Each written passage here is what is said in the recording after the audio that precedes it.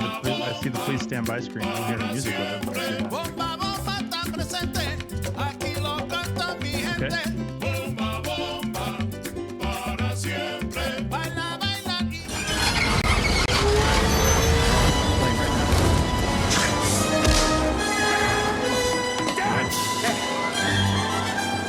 You call this archaeology? Get out of there, Dan!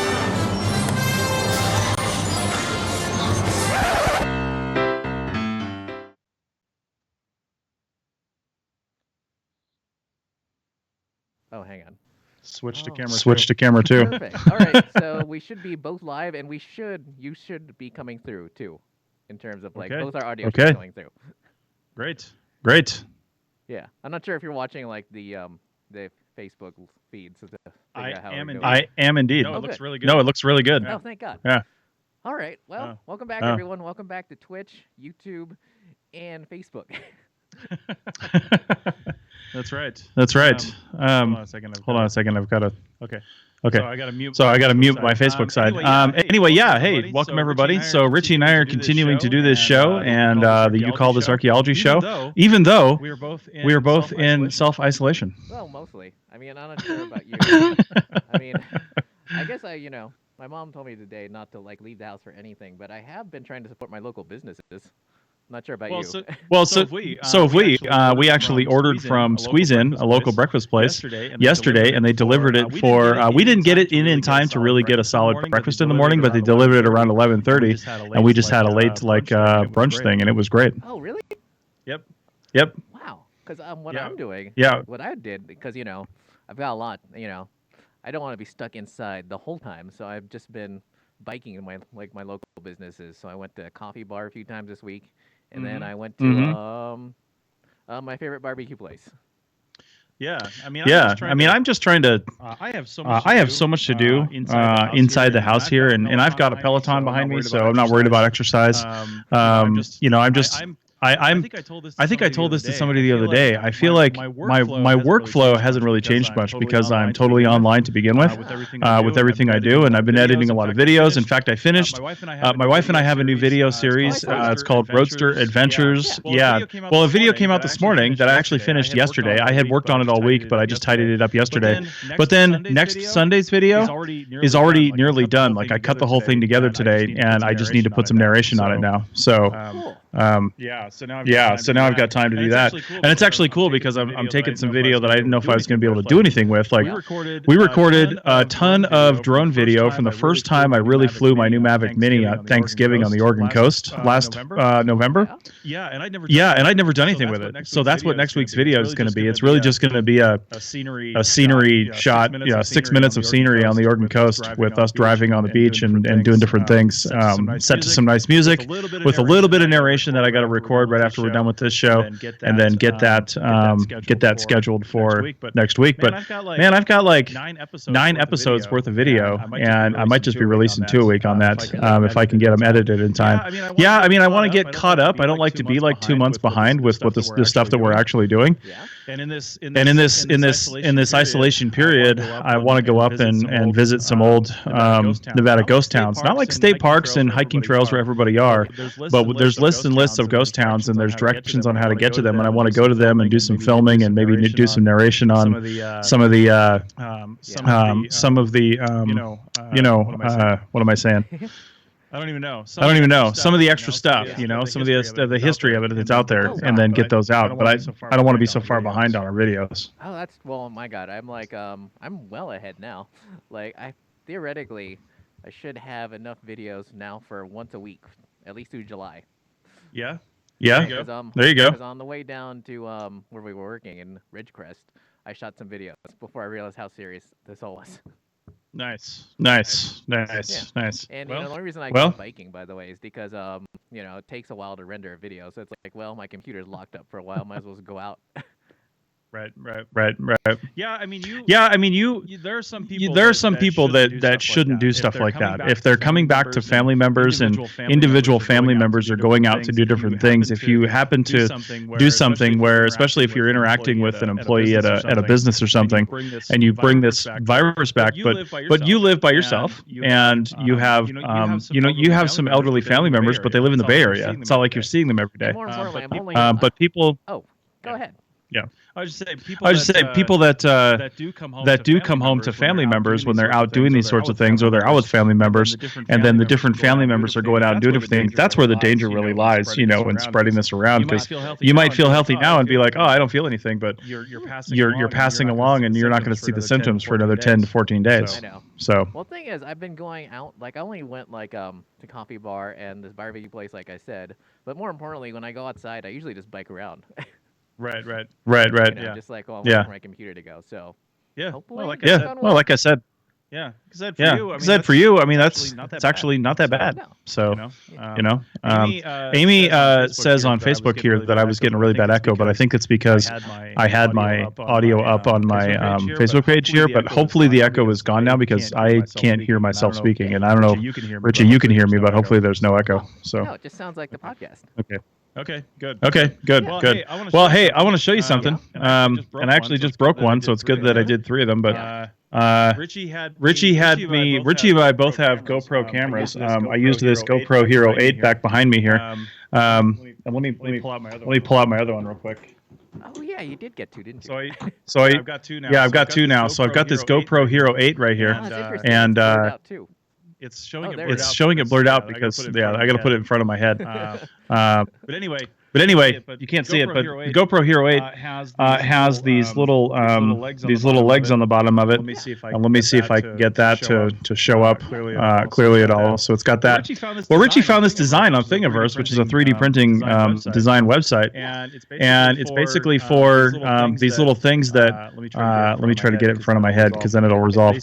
They screw onto a top of a bottle, like a water bottle type of thing, and they hold those little legs. Well, I've tried it. I printed 3 of them. I haven't cleaned them up yet. That's why you can see the little strings inside there.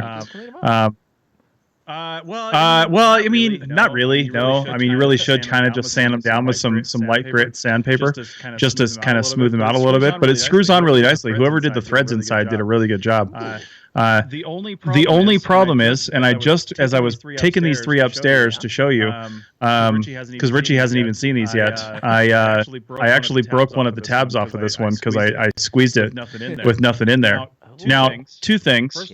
First off, when you've got the GoPro actually fixed in here like this is how it'll look. Those tabs are going to be more strong because they got the GoPro screwed inside of them. However, I wasn't really sure what this is going to look like, and this is the first go round on this print, and I think I've got the lattice matrix of the print too light on the percentage. If you can see that in there. So if I beef up that percentage a little bit and make that tighter, it'll be a stronger print, and it won't break as much. But I think if you had this actually screwed on the top of a bottle and you had your camera attached to it, I think it would actually work really well. So the only thing is, you got to go to the hardware store and pick up some accessories, because the thing that the post screw screws into, there's a little hex hole. Yeah, there's a little hex hole there for it, so you can put a nut there, or like one of those end caps. But you got to buy that yourself, because obviously you can't 3D print that. My God, you know what? I've been seeing all sorts of things on Instagram. Like, for instance, my local Ace Hardware apparently is open. Just like they just wanted to mention that by putting it on Instagram. Yeah. Right. And hey, Richie. They say they're still getting an echo, and it's at your same volume as your feed, so they think it's coming from your side somehow. Yeah, I'm not sure where that's coming from. Yeah, I'm not really sure where that's coming from. We'll try to diagnose that, guys. This is our first time with this setup, so thanks for the report on that. I've got this dialed back like a crazy amount, but let me dial it back more. There's that, and then 7. All right, so hang on. And there we go. I've started lowering the volume, so hopefully that gets a little better. Okay. Yeah. Okay. Which is weird, because I don't hear an echo when I'm listening to you. Do you hear an echo when you're listening to me? I don't hear an echo from you. I don't hear an echo from you. It must be something going twice into the feed. One from one source and one from another source going into the feed. I'm not really sure what's causing that. So that's real crazy. I'm not sure how that's happening. So yeah. Oh, wait. Anyway. Oh, hang on. Anyway. Now Twitch was doing something. You might hear something in a sec.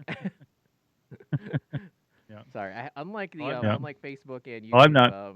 Twitch will only allow me to turn it on from like the Twitch page, and they've always got something going on their main page. Right. Cool. Right. Oh God. So hopefully the echo isn't too bad. I listened to it for a second. It's not. It's not the best. It's quieter than my normal voice. My normal voice is loud. Chuck said that adjusted it. But Chuck said that adjusted it, but it's still there. And he said They said you sound good. You have no echo. It's just me that has an echo. So I'm coming in twice somehow. I don't know how that's possible. Huh. Yeah. Hang on, let me get rid of that. Well, while you're doing that, I'll keep talking. Since I'm the one echoing, and we'll see if it closes it down. But anyway, we just recorded the Sierra Mark podcast, and a few of these I know Chuck and Amy watched at least a portion of that, so that was cool. And so that was cool, and I love doing the live recordings for the podcast. That was really neat. I think some of my hosts forget sometimes when we're in between segments that we are live. Just talking about other stuff. I had to remind them. He's like, "Hey guys, we're not recording, but we are live." I fixed so the echo, by the way. just letting you know. Yeah. Did you? So everyone should hear it better now. There definitely was a double source going in.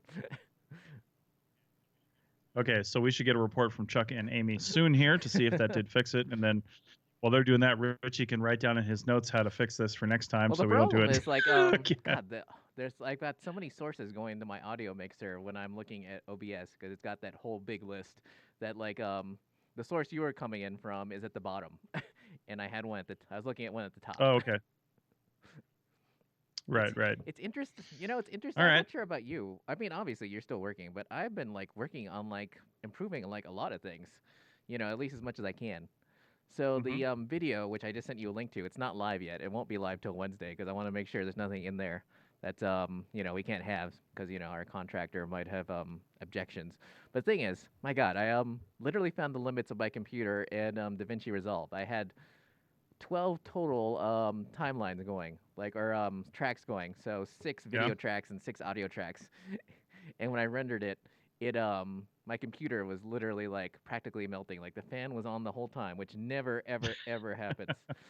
And there's some pixelation about halfway through, which I couldn't get rid of no matter what, unless I like tore down the whole video and redid it again. I'm like, I just spent 3 days on this. But on the plus side, it's the best edited I've video had that I've ever issue. done. Well, I'm looking forward to watching it because you sent it to me right as I was in that other recording, so haven't had a chance to see it yet. But and do I keep moving, or are you moving me around in that screen there, trying to fine tune that? You're moving. It's I've only got the you have to be in the center. Yeah, right there. Yeah. Yeah. Because I gotta do that too for my. I didn't feel like I moved. Too. Yeah. Gotcha. Anyway, I mean, normally I like to try to steer this back to archaeology sometimes, but I really have been focusing on the last few podcasts I've done for some other shows that I run, Sierra Mark and Archaeotech. Really, we talk about side hustle all the time, and now more than ever, people need something else that they can do that is not dependent upon their normal sources of income. And while the APN is a really small source of income for me, I mean it's more of a loss because I don't charge myself to edit podcasts, but there is some money coming in that compensates some of my time for doing the editing I do. But I'm hoping, and not just for this reason, but that my wife and I started this YouTube channel with some of our adventures that we do and doing some different things just to have information get out there. But I am hoping that does turn into a small source of income way down the line. Yeah, and that's what I wanted to say. Richie, you're doing these videos and putting these things out, and it's good for us to talk about these things because regardless of a quarantine, you can still spend. I mean, to get a video out the door, a 15 to 20 minute video, you need to spend 5-6 hours sitting in your house editing this thing and making it perfect, and or more sometimes. And I put together a 6 or 7 minute video this morning, and I worked on it for probably 3 hours, just trying to pull the different segments together and move them around. And that process gets quicker as you go through and you get better at it. But still, there's a finite amount of time that you can really knock off of that, because it really takes going through all the video, making sure you get your segments right. I mean, unless you shot this thing perfectly from beginning to end, which no one ever does. Yeah, I mean, movies don't even do that. So. Yeah, I think it's good to talk about these things and talk about these alternative skills. I mean, I hear so many people talking about how they're going stir crazy at home and they don't have anything to do, and I'm like, Jesus, how do you not have anything to do? Learn how to do something else. Start a podcast, edit some video, learn how to do that. I mean, these are things that you can do from an internet connection and a half decent computer, and just learn something new, and keep it going. Let's see. I've been playing around with QGIS, and I bought a book, and I have been reading it like cover to cover, like over and over again, trying to memorize it. And I finally started diving into the lessons, and it actually made it a lot simpler for me to understand where I was going wrong with stuff, because I'm still not good at it. I'm like on chapter 2, so I'm still like importing files and figuring out what's wrong. But I now understand what I did wrong the first time I did it, and spent like 2 hours trying to figure out why these 2 shape files weren't lining up when they were supposed to, according to the book I was reading. And I realized it's because I had switched the coordinate system on one of the data sets. I had QJ. Yeah. Oh, that can happen. So I'm like, oh wait, so it is there. It's just not. They're both in there. I'm just not seeing them because they're one's NAD 27, one's NAD 83, and I had the QGIS set to NAD 83. Dude, I tell you what, coordinate systems on not only GPS devices, but GIS systems as well, or GIS as well. System is redundant. But, these GIS programs, I should say, people, even GIS professionals get this stuff wrong all the time. Like we were sent a Trimble GeoX8. Was it an XH or 7XH or something like that? I can't remember. 7X. Yeah. Actually, a pretty nice little Trimble. Well, we were sent that out in the field by our prime contractor when Richie and I were working on this project a couple of weeks ago, and I had talked to one of the GIS people after we left the field just this week, earlier this week, and I was like, hey, you're going to have to reproject all our maps because we couldn't get the Trimble to go into UTMs. Yeah. It was in lat long, and wasn't it also WGS 84 lat long? I forget exactly. I just remember that you can't change it from the you couldn't change. I mean, you can normally change it, but you can't change it in this one for some weird reason.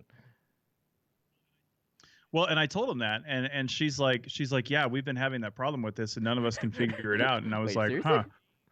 To me, that sounds like a real big configuration issue, because I've never seen a Trimble running TerraSync where I could not change the projection or change the datum. That laser range. And of course, I should say, of course, they can do it in post, but they have to know, hey, this is WGS 84. We need to convert this to NAD 83 and reproject it. And so I have to admit though, that laser rangefinder was really cool. I mean, it made me. Mm-hmm. Yeah, it was pretty neat when they worked. It made me realize though that I definitely don't want to buy one. I was thinking about buying one. Like a Trimble or a laser rangefinder? See, the thing I don't like about laser rangefinders, because I've seen these things before, is they're unlike a total station where you're actually, or even like a laser level kind of thing. With those, you have to actually bounce it off of something, right? Like you have to reflect it off something. Now, there's a lot of total stations out there, the newer ones, where you can actually just bounce it off an object if it's reflective enough, and it will. And by reflective, I just mean the signal's reflective enough. Like a leaf could be reflective enough. You know what I mean? Yeah. From just a physics standpoint, but. Problem is, I never trust them because you don't know, you don't know what it's actually looking at, unless it can actually highlight something and ping it for you. Like, okay, well, that says it's 10.24 meters away, but what the hell is it actually pinging on? Is it on the edge of the bush that you're trying to record, or is it the other side of it? Is the inside of it? Is it the outside of it? Is it something on the other side? Is it the ground? Are you actually seeing the thing that you think you're getting the range on? If you needed just like an average range, like just for not scientific purposes, just like, okay, about how far is this thing away, then sure, it would be great. But if you're trying to get precise measurements on it, man, I wouldn't trust it even in the Yeah, slightest. I was just thinking about it more for dangerous stuff, like trying to figure out how far across this really wide prospect pit is, or something like that. Something where you can't really like pace Right, it out. right. You're just eyeballing it. For sure, and it's going to be more accurate than your eyeballs, 100%. And you're right. If it's a case where you can't get it any other way, then it's better than nothing. But I would just be suspect of it nonetheless. By the way, have you, So, I know we keep talking about this, but the Jordan Harbinger show, I was listening to Feedback Friday, and they were doing some stuff about how to work from home. And, obviously they did all the usual stuff, like make sure to get dressed in the morning, which I always do, and stuff like that, because obviously it's really easy to like say, oh, I'm going to start working in like my, without pants on, but then suddenly you're just not working. You're just sitting watching the TV.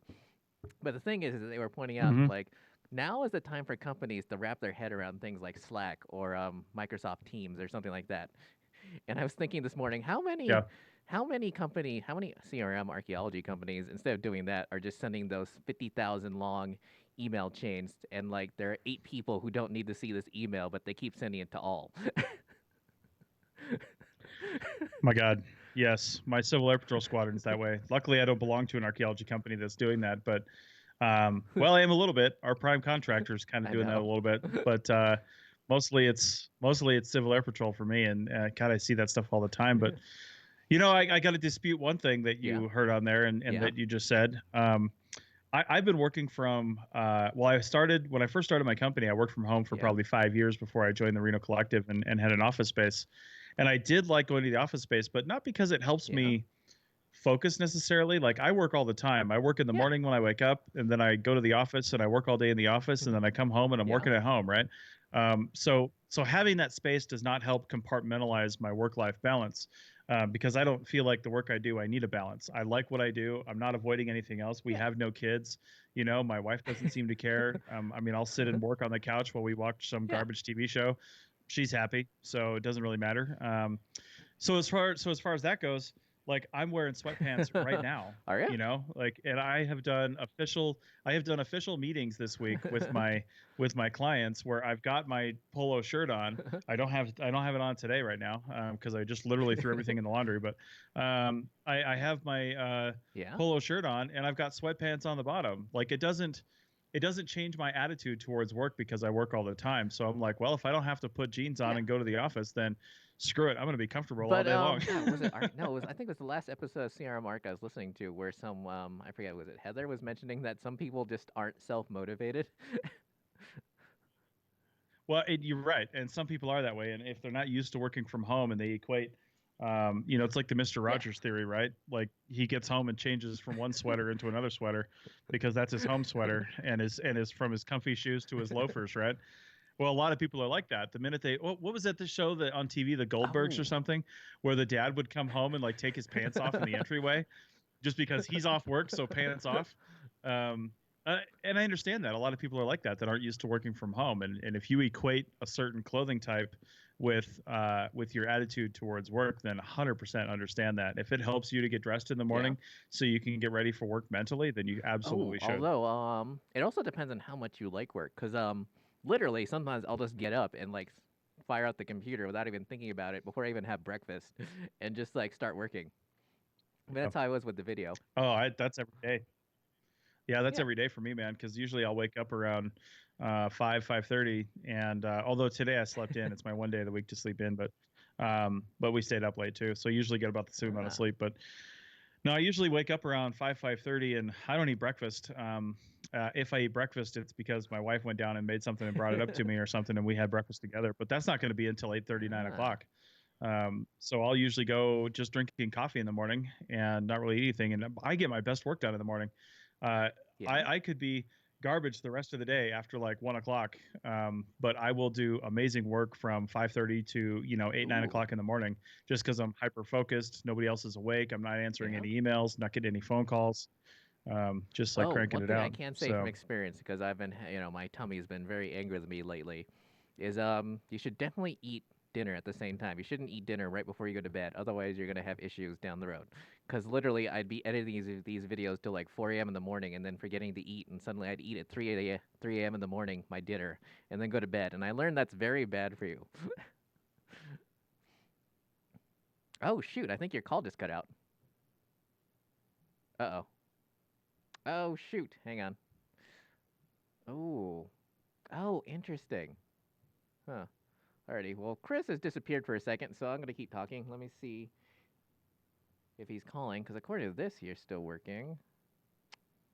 Well, anyway, hang on. I wonder if I should Sorry about the interruption, everyone. Apparently, Chris is Oh wait. Oh shoot! Chris's computer just shut off again. Oh darn it! Unfortunately, Chris has been having some issues with that. And apparently you can't with all the Apple stores closed and Chris being a total Apple person, unfortunately, you can't you can't he can't get his computer fixed at the moment. Wow. Interesting. Sorry, I'm still trying to live stream and do all this thing. Oh shoot. Alrighty. Well, Chris totally just shut off for a second, so interesting. Alrighty, everyone. So for everyone still watching, Chris is going to reboot his computer and get going again in just a second. But oh, hang on. Let's see. Oh, good. And according to Chris, everything is firing up. Wow. Interesting. This is really cool. Not the fact that Chris's computer went down, but just the fact that we're doing this online. And I'm actually having a lot of fun with this. I might have to do some more live streaming. Anyway, if you're looking for some other live streams to check out, I have to admit, I have been checking out a channel called Archaeology. One word, I believe. And I believe that's Archeo Thoughts on most of the social media platforms. And he does a live stream. It's more of a video gaming live stream, I think, because his channel mostly has video game content, like Archeo gaming stuff, which is Oh, perfect. Hang on, everyone. Oh, good. You're back, I think. Hopefully you're back. I am. Oh, back. Yeah, you're back. I need to get my headphones to turn back on. Oh, really? Oh, you're doing it wireless? Hold on a second. All right. There we go. Oh, good. Wow. That's interesting. OBS kept the last photo of you going. So, basically you just had like a momentary interruption. It just looked like you weren't responding to me at all, like you weren't interested. Nice. Oh, and welcome my one. Oh, never mind. Someone was watching me for a second on YouTube, and then they cut out. Nice. Oh, cool. Now we have 6 viewers. All right. I don't see on the video on my side the picture you've been showing me with us together. Oh, wait, seriously? So, Still? yeah, it's just in my Skype video. It looks like it's still going on Facebook, though, so that's all that really matters. And you're still here on you're definitely wait. That's interesting. Because Yeah. according to me, I'm still broadcasting to Skype. I haven't like changed any of the settings. No, I don't know what's going on. Don't worry about it though. So. Oh, good. It'll just still like you're doing like Archaeofield text. That's right. Anyway. Cool. Yeah. Yeah. What the heck were we talking about? Oh my God, so many things. But interesting. God, I don't know. I totally lost my train of thought. Well, hey, let me bring something up then, because maybe somebody knows this out there in the hive mind. I've had this problem, and it's not every single day, but it's usually around 4 p.m. Pacific time. My computer literally just shuts off. Oh yeah, I mentioned that. I have looked everywhere. Yeah, I have looked everywhere. It didn't happen yesterday, but it did happen. I think Thursday and Friday. And sometimes, and it's always around the same time. It's always between 4 and probably 5 o'clock. Wait, really? And this time it was at 4 p.m. exactly, and my computer just without warning, shuts off and then starts itself back up again. And it pulls up the typical Mac warning in like 6 languages that says your computer shut down because there was a problem, and it's going to restart here shortly. And I was like, what in the hell is going on? I can't figure it out. I haven't asked Apple yet, but and I agree. I really don't know what's happening. I'm not sure if you're reading the chat, but I am. Yeah. I could see it. It's interesting. So basically, there's no way to drop off your computer at the Apple Store at all? Well, right now there's not, no, because I was actually going to drop my laptop off because I have a keyboard issue going on with my laptop, and they're closed. There's no way to drop stuff off. Oh my God. Although that is interesting. I was watching a YouTuber this morning, or one of my favorite filmmakers, and he was doing, he has like his main channel, which I found, and then he has a vlog channel where he said he broke his cardinal rule of setting down liquid next to his computer. And of course he spilled water or whatever he was drinking, like right all over his laptop. And it was one of those new 16-inch MacBook Pros, which is crazy and unfortunate. Oh, interesting. Oh, hang on. Let's see. Darn, how did that get reset? Sorry, you're suddenly small size now. Hang on. There we go. Huh. Oh, interesting. Oh, okay. Hang on. Yeah. Interesting. Skype is doing interesting things. Well, we're figuring all this out. I have to admit, though, this is fun. It's so weird since we literally live like 5 minutes away from, like what, 5-10 minutes away from each other? Probably 5 or 6. The collective is 5 minutes car ride away, so you can't be more than 6. Cool. All right. Yeah. Interesting. So what did you guys talk about in CRM Arc today? I mean, I know what you talked about since I saw a live stream, but still.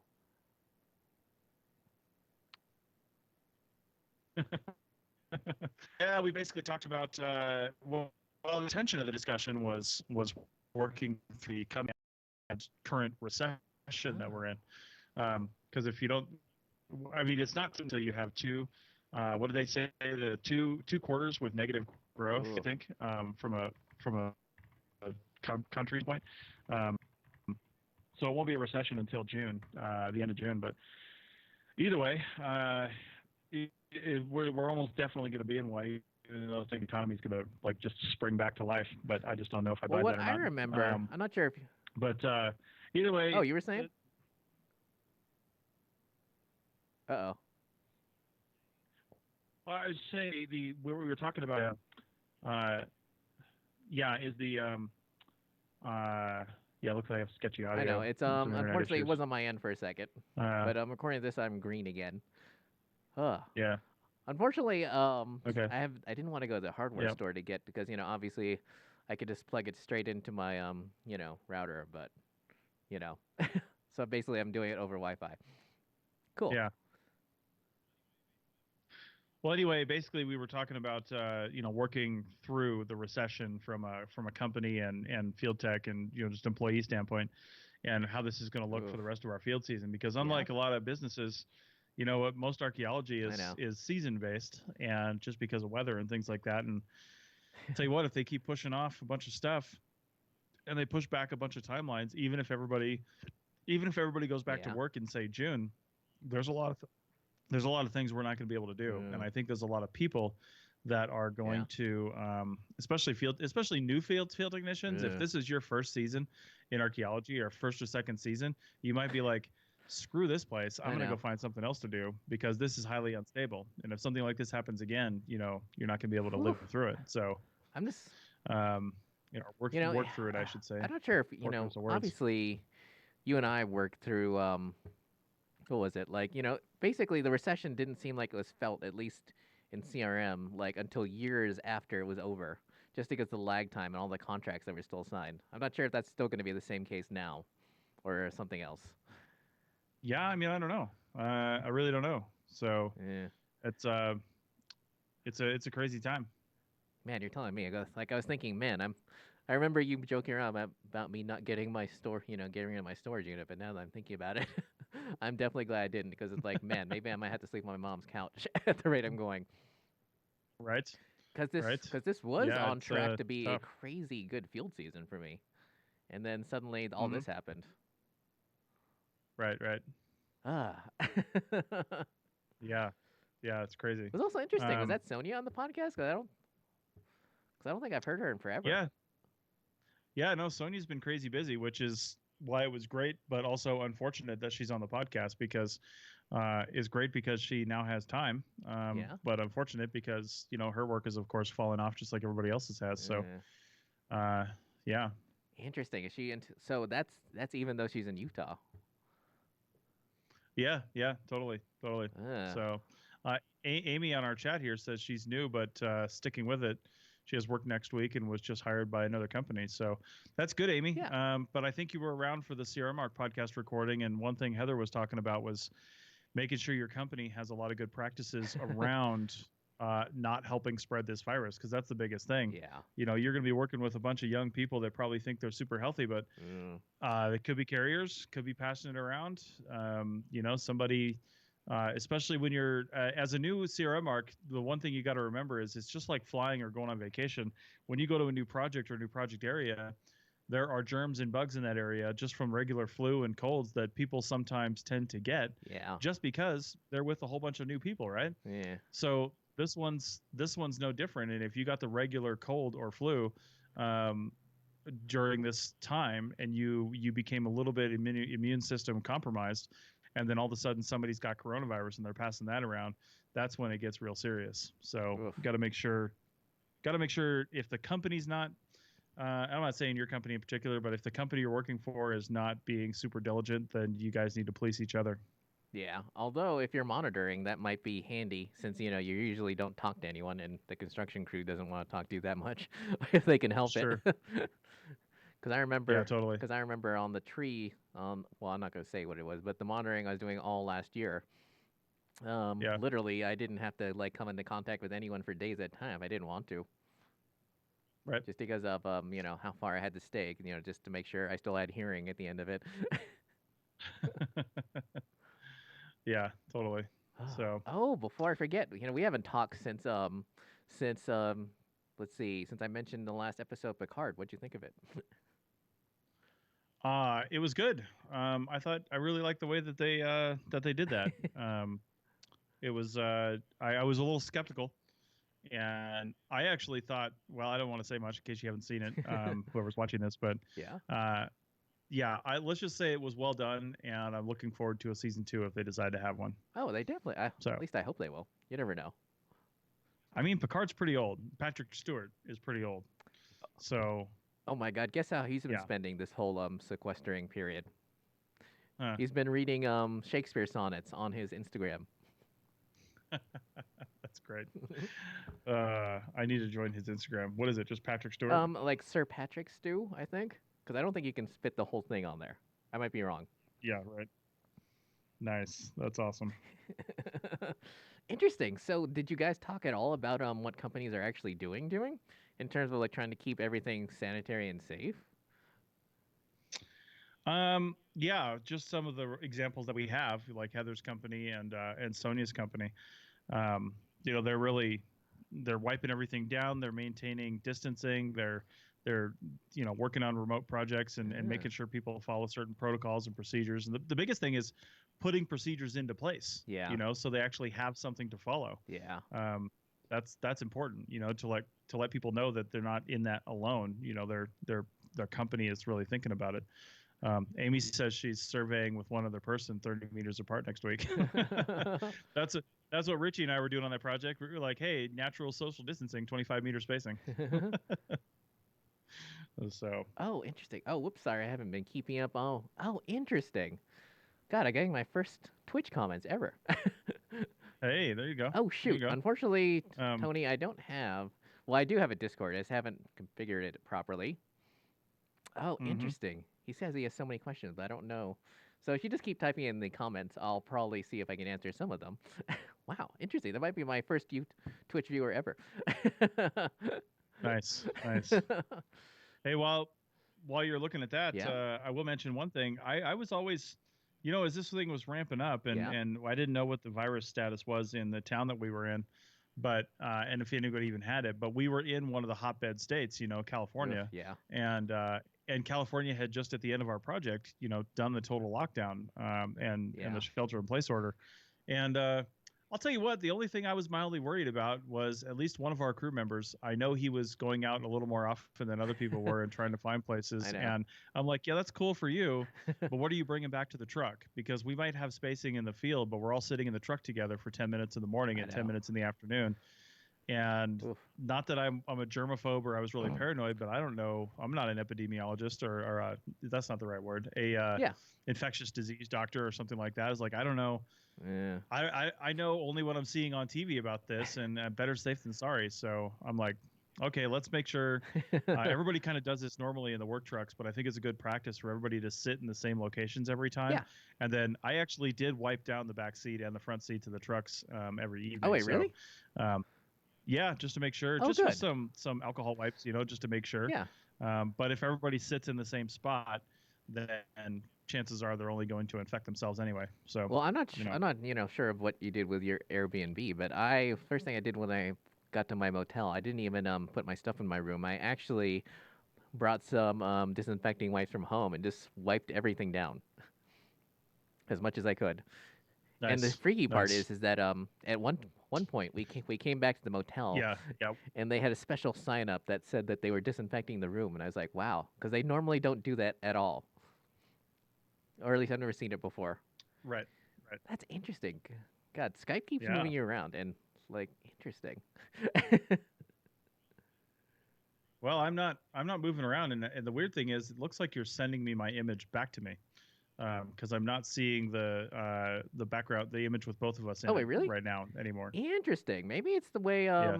OBS interacts with Skype or whatever. That's interesting. I don't know. It was working. It was working before my computer failed, but it's just not Interesting. working now. I just see myself on the screen. That's that's why I keep looking over at Facebook to the Oh. left here, Oh because I yeah. can see you over there, but I can't see you in Yeah. front of me. Oh God, I just had So one thing was anyway, wondering because obviously as when we're out in the field we always need hand sanitizer and disinfecting wipes for when when you need to go. hmm And now I'm wondering, God, yeah, are yeah. we are we gonna get hand sanitizer for the field again? Because thankfully I have a full bottle in like my field pack, but it's like man, Yeah, yeah. When we were dealing with a certain situation out in the field, we were on government property, yeah, so there was no big deal about this. It's just kind of standard procedure. But we got two of the federal police out there with us, yeah, I remember that. just for a couple hours when we were looking at something. Yeah, and I remember one of the guys. It seemed like one of the more junior guys. He had his like tactical, vest on with those things, and underneath one of the flaps, under the Kevlar flaps, I could see a bottle of Really? hand sanitizer hanging off like a carabiner on the inside. And I commented to him, and I was like, "I like your tactical hand sanitizer there."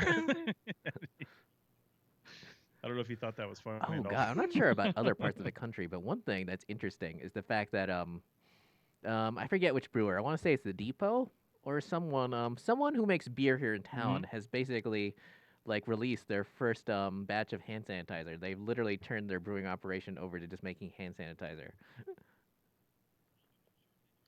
Well, I'm not sure if they turned it over, because I did see an Yeah. article before that, because I saw that one as well. I saw an article before that where a distiller was taking a byproduct of their distilling process, and making hand sanitizer out of it. And I don't know what byproduct of that Interesting. process does that. Well, it's obviously alcohol based, but there was some sort of byproduct of the process of doing that they normally did something else with, and they were able to make hand sanitizer out of it. So that's cool. Yeah, I don't know if that one in town is completely shifted operation, or they're still just using it as a Interesting. Wow, byproduct. I didn't even know that. Maybe I should look that up. Yeah, yeah. I don't know. But I see myself moving around on your screen there on Well, it's Facebook. because Now I'm off to the side. Skype. I don't know when you restarted your computer, Skype just started sending me back weird info. So it might be Mac is angry or Apple is angry at Skype. I don't know. Should just be sending you my image That's from this side. interesting because I didn't change any settings. Obviously, I just kept things going, and you weren't bouncing around before, as far as I know. Anyway, Right. oh God, so obviously, not a lot of people have seen your video you just put up this morning. So was it about yarn? Yes. So there is a new series where we're doing like a little mini series within our normal YouTube channel, and I'll link to it in the chat here. But we are my wife is a knitter and she's a designer, and she wants to have a thing because she said this doesn't really exist Really? out there in the world right now. At least she hasn't seen them in any consistent location. I mean, obviously people might do this stuff, Maybe. as a Oh, one-off, but But it's doing like local yarn Ooh. shop tours, they call it. So we started with just one down in Minden, Nevada. It's just a small shop, and I just linked to it in the Oh, I see that. notes for this. Not Yeah. the notes, but in the comment in the chat. Yeah. So if you want to check it out, if you're a knitter, we're going to be hopefully traveling the country by this time next year and hitting up these local yarn shops Yeah. that my wife likes to see, and then if we can, maybe interview the Ooh. owner. The owner didn't happen to be there for this, do some other stuff, but she walks around and then gives her impressions of it, tells what she likes, where there's room Yeah. for improvement, things like that. And yeah, and she's got the Ah. authority to speak on that stuff because she knows all about yarn and knitting and stuff. So yeah. You know, it's interesting because obviously the I wanted to start a new show, and obviously I recorded all sorts of footage for it, but where I go around to places and explain things from an archaeologist point of view. So, you know, I went to Mm-hmm. Randsburg. I mean, did you guys make it to Randsburg? Well, I guess you Yeah, we didn't. made it to Randsburg. Yeah, we made it for Oh, Keeler too. oh, cool. Not that there's Yeah. a lot there. Yeah, I was going to ask you, what did you look at in Keeler, California? Because I didn't even know we were going to go through it until we decided to go through Trona and kind of the west side of Death Valley and Panamint Springs there. And I realized when I was looking at the map, I was like, oh, Christ, we're going to go through Keeler. So we got off the road. We stopped at the cemetery, which was really cool. Yeah. We checked out the Keeler Cemetery and then drove through town. And man, talk about a rundown kind of place. And I don't even know what there is to see there, to be honest. The old train station was kind of cool, but Yeah. other than that, man, there's not a whole lot there. Well, that's the reason why I had to go through 3 places to make one episode for that one. Yeah. Because I went through Keeler Yeah. and then I showed because the photos I saw, because I have a book that has photography from of all these ghost towns from the 50s and 60s, and Keeler Yeah. was not that built up in the 60s. Like all that construction, all like most of the houses there were are from the 70s and later, and some of them looked like Really? practically brand new. But Was that from the new like mineral mining operation that's there on the dry lake bed?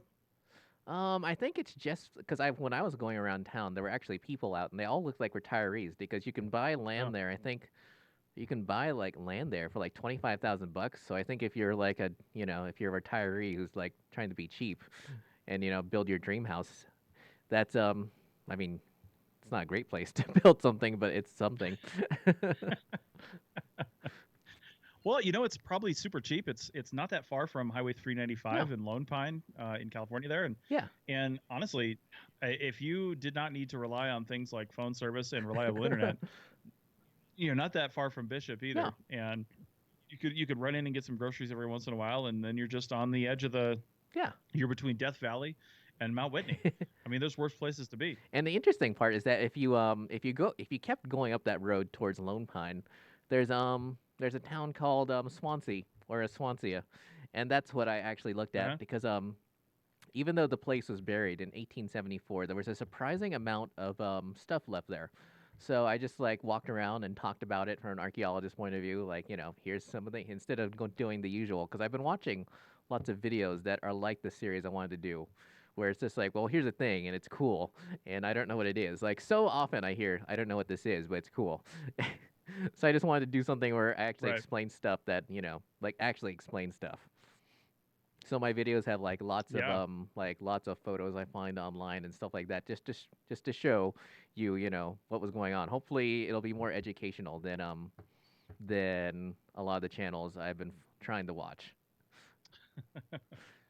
Yeah. Well, so explain to me again between Keeler and Lone Pine, where is Swansea again? Is it on that same Yeah, road? it's not even that far. It's literally not even 2 or 3 miles up.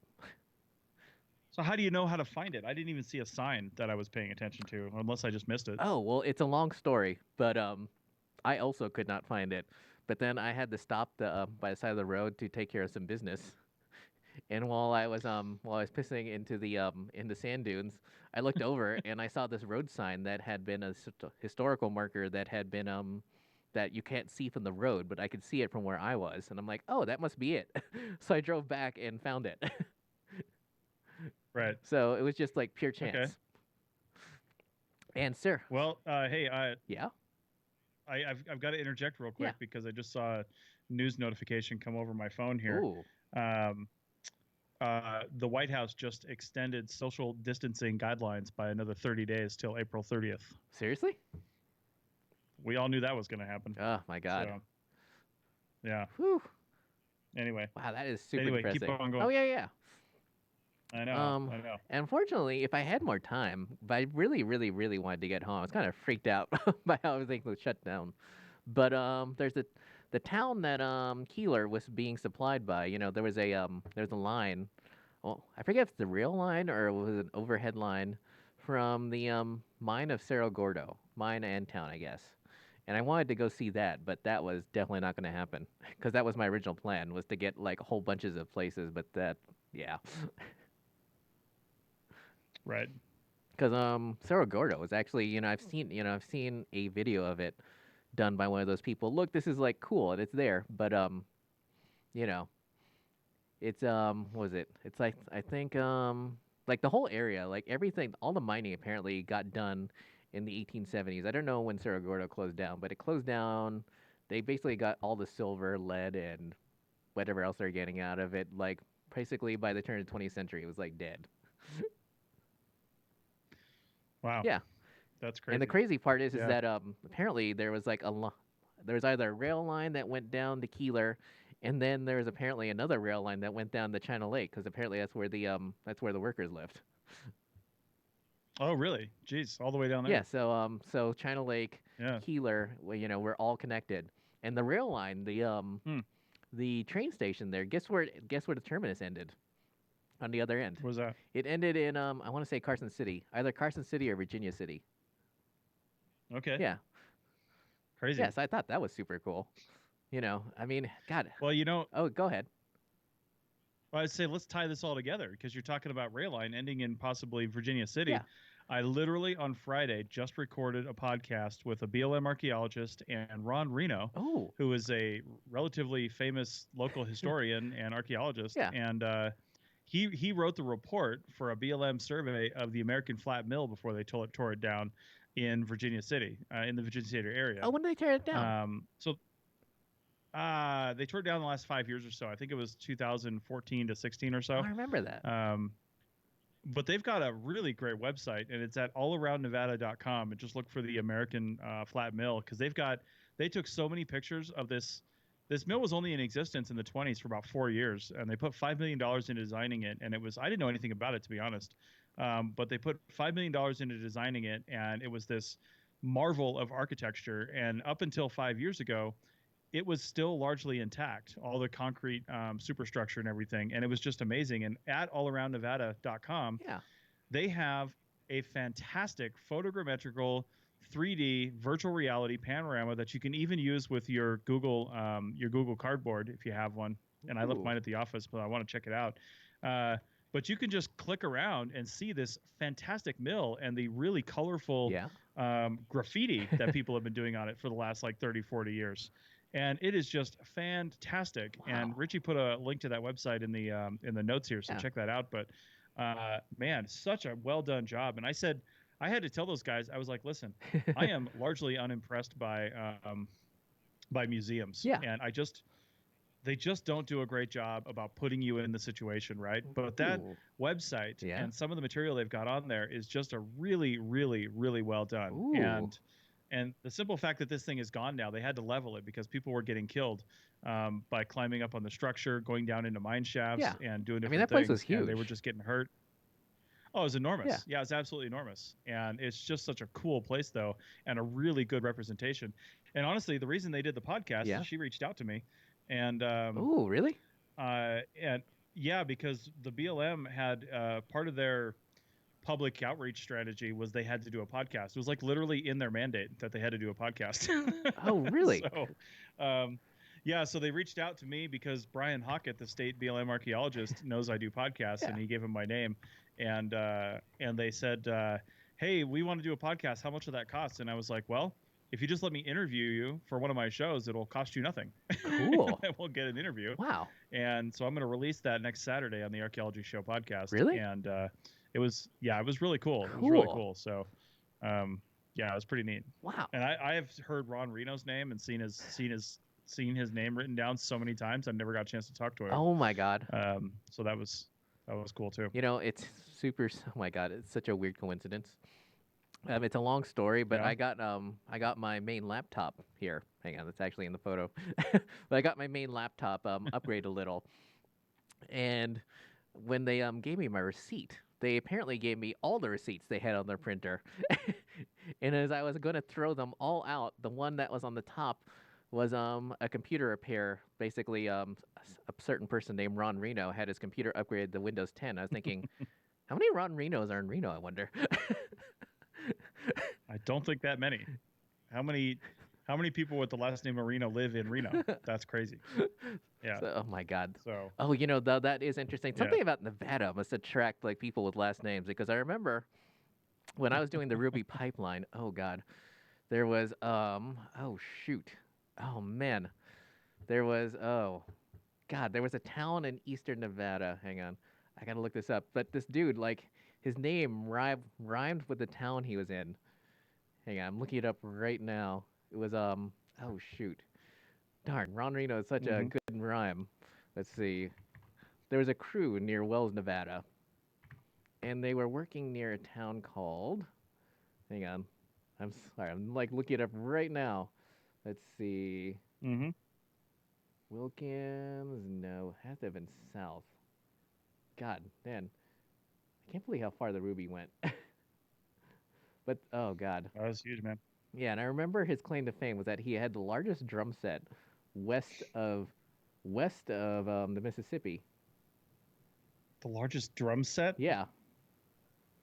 Who even keeps those statistics? Well, this is what the guy claimed. Oh, it was Rontello from Montello. And that's how I Yeah. remembered it.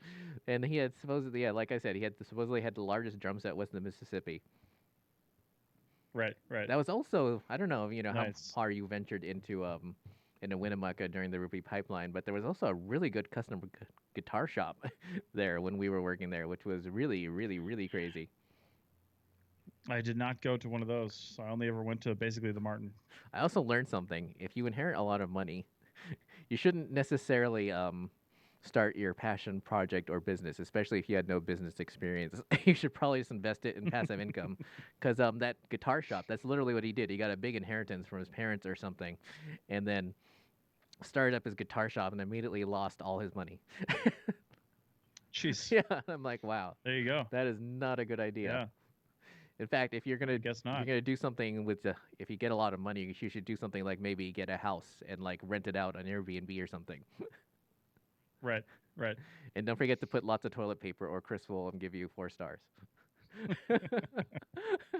Hey, I ended up giving that guy 3 stars. Oh wait, seriously? Yep. Hey, man, we had sewage back up into our shower on that Airbnb, and then they put us into another one that actually wasn't even rentable yet, and we had to move over things like silverware and plates and Wow. all kinds of stuff into this other unit, because it was basically like an old motel complex that they remodeled, Yeah. and remodeled poorly, by the way. Like in one of there was 2 bathrooms in both units, and in the second one we went to, Yeah. I don't know who did this, but the light switch in the bathroom was too close to the door frame, so they basically cut the light switch in half and did not do a very good job at it. They cut the plate in half, Yeah. and then they didn't even cut it right, and there was a huge gap between the plate and the door frame. They didn't even measure it. They just somebody just cut it in half and then put it back on there, or cut the third off of it, I should say. And it was just, I mean, little stuff like that was all over the unit, and it was just like, Yeah. listen, dude, here's some constructive criticism. You shouldn't rent these places out until you're actually ready to rent them out. Yeah. So, Well, I mean, they tried as much as they could, Yeah. but I can't give them 5 stars for trying, because somebody else is going to come through there. And crowdsourced information is only accurate if the review is accurate.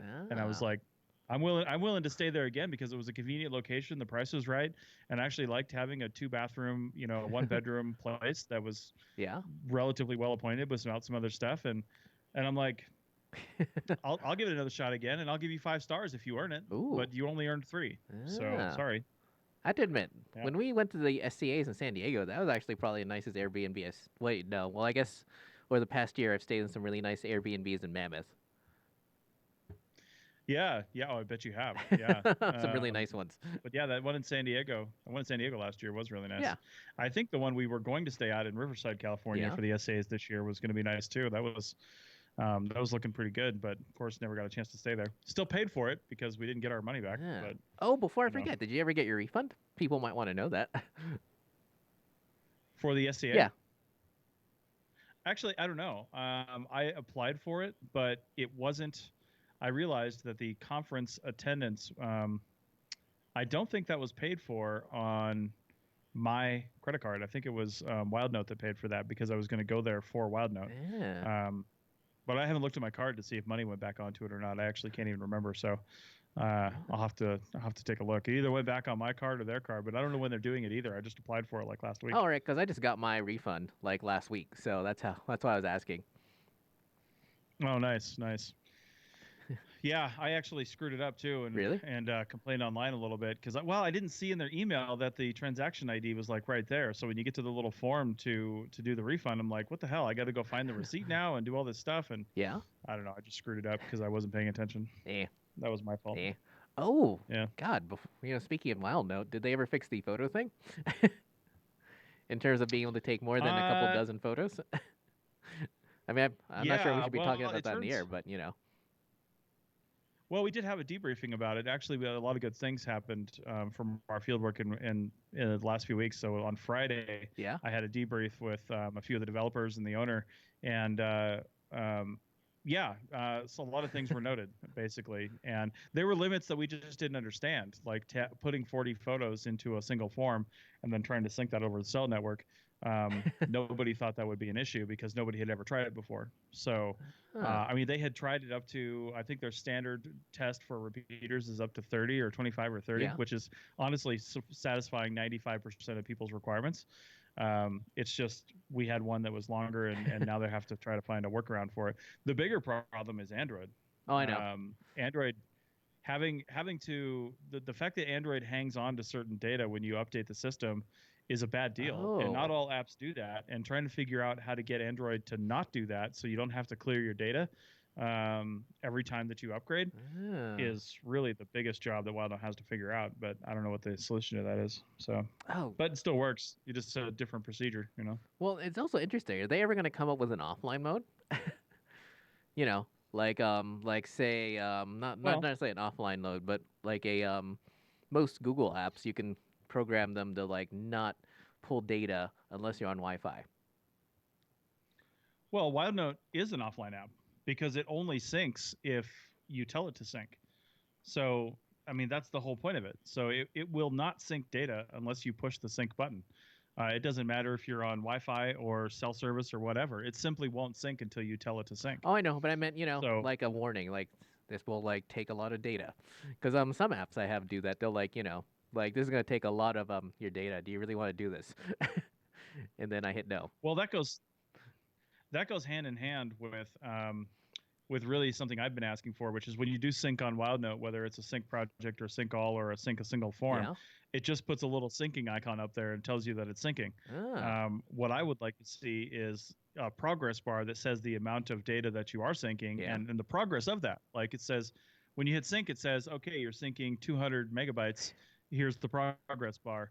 But they could, if they had that capability, they could easily add in another step that says right before that, hey, you have 200 megabytes to sync. Do you want to do that right now still? And then you hit yes or no, or you cancel or something like that. So that is a good that is a good comment, because I've actually requested the progress bar before, because hey, you might not even know if you're on shaky cell service or something like that and you don't think the whole thing could go through, it's nice to know where it failed. What are your limits? And more importantly, now that we're talking about it, I'd like to see I'm not sure how Apple does it, but in Android, what happens is that sometimes if I'm downloading podcast and I close out the podcast app, the progress bar will go into my notifications bar. If you can picture that. Yeah, and that would be super handy. That way you can keep using other apps. Right. Yeah. Interesting. Nice. Yeah. Interesting. Oh God, I know we're bouncing all the way back to the beginning of the podcast, but what did you think of the breakfast from the Squeeze In? Now that I'm curious. I thought it was fantastic. My wife and I, since there's two of us, we have taken to many times. We've been doing this for a long time now. Yeah. But we have taken to sharing meals. That way we can get a chance to try different things. So we got this I can't remember what they called it. It was a special kind of eggs Benedict. Yeah. Not just like your standard. It was a different eggs Benedict, but also like cream cheese stuffed French toast with like fruit and stuff. Yeah. And then so we each had Ooh. a little bit of that, and it was delicious. It was a lot of food, but it was good. We actually had leftovers. It was so much. So yeah, it was great. And you know, places like this never used to deliver. Oh, and I know. I was just like, are you really going to shut this down when we get back going again? Because first off, more people are going to need jobs because different things are happening, and you know, I'm willing to bet it's like the wait staff and servers that are doing the delivery, because you know they didn't have to hire delivery drivers since they don't have anybody inside their restaurant. They had built-in delivery drivers Oh. with their wait staff. So Yeah. Oh God, you know, yeah. did you know that Coffee Bar is now doing delivery within 5 miles of the roastery?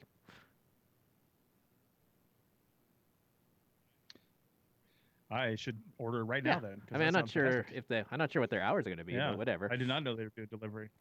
Wow, Skype is really misbehaving right now. Yeah. Well, that's what I'm saying.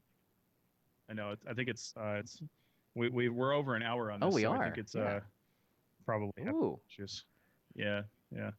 Well, I mean, we should probably cut it down now because I got to go edit some more video and some podcasts for tomorrow. So, you know, got a lot more work to do this evening. God, hopefully once we get all the kinks worked out, hopefully we can have guests on here, because I definitely have a special screen for, like, you know, a guest or two. Well, one technically. Yeah. Nice. Cool. Yeah. Alrighty. There you So, anything else you want to add before we close out? Okay.